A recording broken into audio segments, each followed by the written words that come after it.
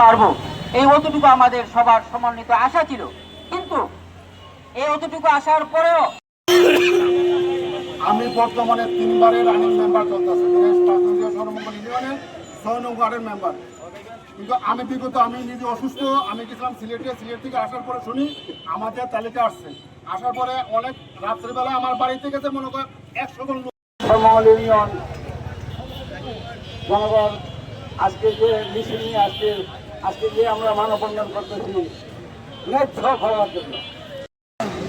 আমি ৭৭টা নাম দিয়েছিলাম কৃষিকার্ডের।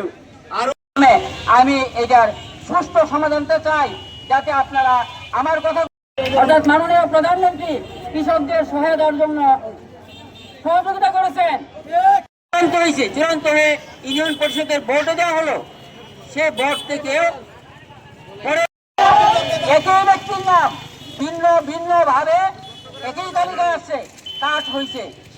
বাসিন্দা নাম একজনের, বাপের নাম আরেকজনের, মোবাইল নাম্বার আরেকজনের, কিন্তু আমরা অত্যন্ত কষ্ট করে কৃষকের ঘরে ঘরে গিয়ে নাম কালেকশন করে কৃষকদের নাম এই তালিকায় নেই।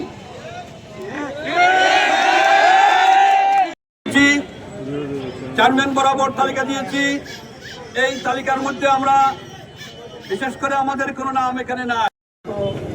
নাম পাইনি, তো ক্ষতি করতে বেশি নাম তো বাদ করছে।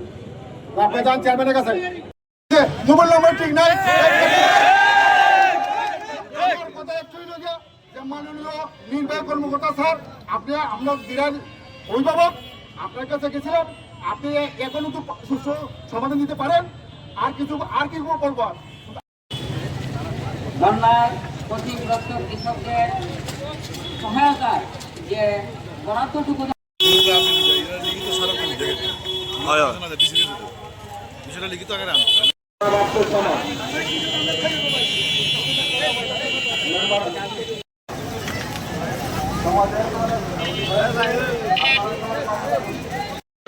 এই তালিকাটা কিভাবে ভিন্ন ভিন্ন ভাবে কর্তন করা হয়েছে সেটা আমরা আর জানি না। বিশেষ করে আমি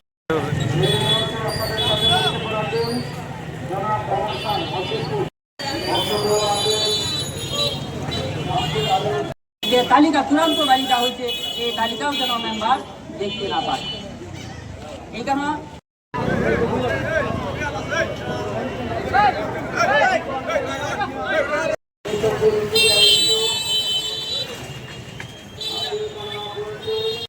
কৃষকদের ডাকে আমি ঘরে বসে দেখতে পারলাম না, আমি আসতে বাধ্য হলাম এই মানববন্ধনে।